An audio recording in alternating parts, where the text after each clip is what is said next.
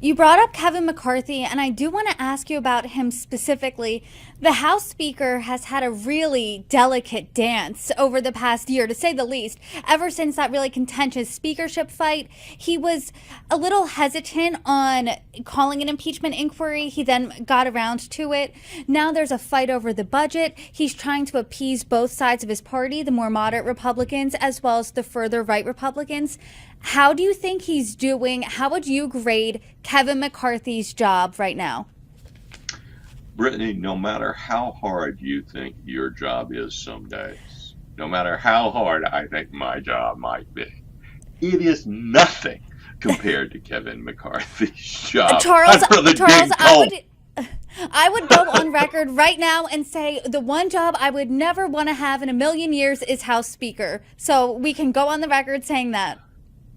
Uh, it leaves you more impressed than ever with how Nancy Pelosi, who also had a very small majority, kept all the cats in line. And she had a left-wing caucus led by AOC and others that were none too happy with some of her policies. Many Republicans, myself included, think that she was pursuing very much a left-wing agenda, but she wasn't pursuing one that was far enough left to please the kind of Bernie Sanders types in the Senate and AOC types in the House, and yet she always kept them in line. But it seems to be much harder for Kevin McCarthy, and I don't think that's because he lacks confidence. I think he's a very confident guy. But the Republican Party is split, and I think the only thing that could prevent this from really blowing up would be word from Donald Trump to some of the holdouts that this would not be a good thing for Republicans. Why would it not be a good thing for Republicans? Because all the mainstream media always blame Republicans for everything that goes wrong, and they blame the Republicans every time for a government shutdown. The Republicans basically want to rein in spending and think this is an opportunity. It's a fight over the budget, after all. They think this is an opportunity to redirect spending, or at least lower the levels at which it's going. But I think it's a very risky strategy.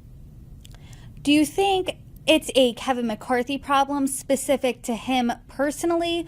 Do you think there needs to be a change in leadership, or whoever held that gavel, this is their problem, regardless of who you are? I think if you could turn water into wine, you couldn't get enough votes from the holdouts right now.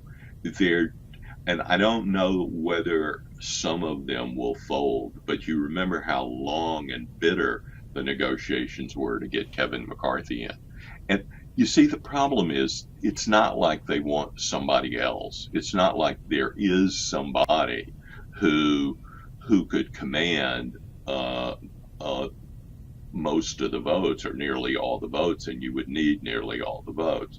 Now, it's possible that McCarthy could go to the floor without a majority and force the Democrats to vote no on a budget extension. They wouldn't want to do that, and so he might ultimately get enough votes to carry things out. But that's the last thing that the Matt Gaetz and those kind of people want.